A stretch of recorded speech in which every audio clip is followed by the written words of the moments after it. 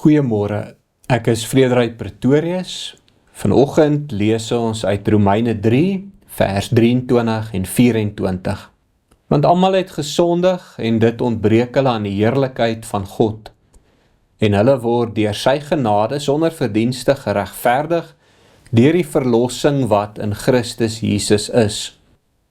Een van die moeilikste lesse wat 'n Christen leer, is om te glo dat God se liefde nie verander wanneer ons misluk nie.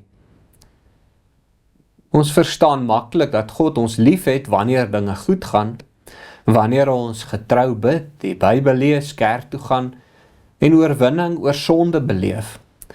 Dan voel dit amper vanselfsprekend dat God naby is. Maar wat van die dae wanneer ons struikel?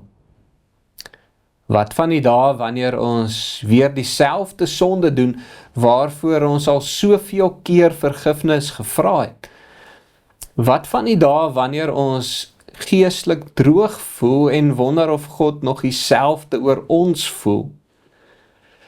Dis juis op daardie dae dat ons die waarheid van regverdigmakende genade moet onthou. Die meeste mense leef volgens 'n stelsel van verdienste. Die beginsel daarvan is eenvoudig: as ek goed doen, verdien ek goedkeuring; as ek swak doen, verloor ek goedkeuring.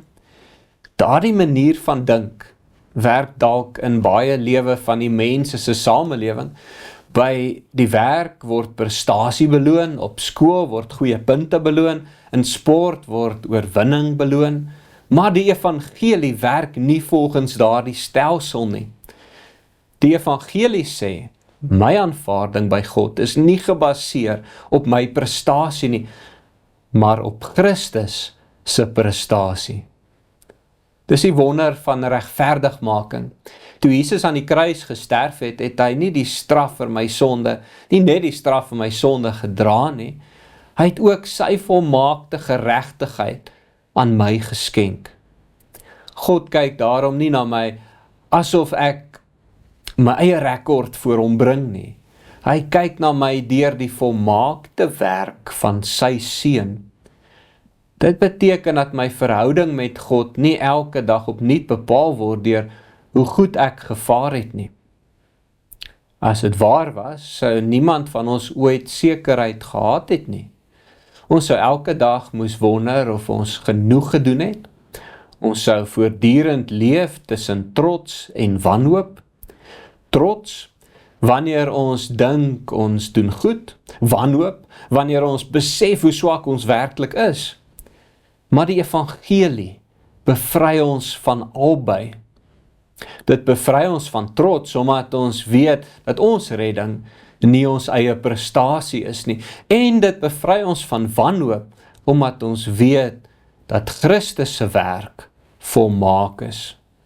Dit beteken nie sonde is onbelangrik nie, inteendeel. Juis omdat God ons liefhet, wil hy ons verander. Hy tugtig sy kinders, hy vorm ons, hy roep ons telkens terug na hom toe. Maar daar's 'n groot verskil tussen 'n vader wat sy kind tugtig en 'n regter wat 'n misdadiger veroordeel. In Christus is die oordeel reeds gedra. Die straf is reeds betaal. Die skuld is reeds uitgewis. Daarom verander my mislukkings nie God se liefde vir my nie. Dink aan Petrus. Hy het die Here 3 keer verloon. As God se liefde op Petrus se prestasie gerus het, sou dit die einde van die verhaal gewees het. Maar Jesus het hom nie weggegooi nie. Hy het hom herstel, hy het hom vergewe, hy het hom weer gebruik. Dit is hoe genade werk. Miskien is daar vandag iets in jou lewe waaroor jy skaam is. Iets wat jou laat wonder of God nog geduldig met jou is. Onthou dan die evangelie. Jou hoop lê nie in hoe sterk jy aan Christus vashou nie. Jou hoop lê daarin dat Christus jou vashou. Jou redding berus nie op jou volmaaktheid nie. Dit berus op sy volmaaktheid. Wanneer God na sy kinders kyk, sien hy nie mense wat probeer om hulle self te red nie.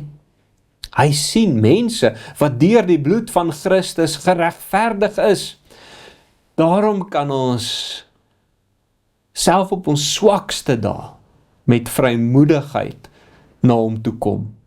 Nie omdat ons goed genoeg is nie, maar omdat Jesus goed genoeg is. En hy sal altyd goed genoeg wees. Kom ons bid saam. Hemelse Vader, dankie dat my aanvaarding by U nie afhang van my prestasie nie, maar van die volmaakte werk van Jesus Christus. Wanneer ek struikel en moedeloos raak, help my om weer na die kruis te kyk. Laat my rus in U genade en leef uit dankbaarheid vir alles wat Jesus reeds vir my gedoen het. Amen.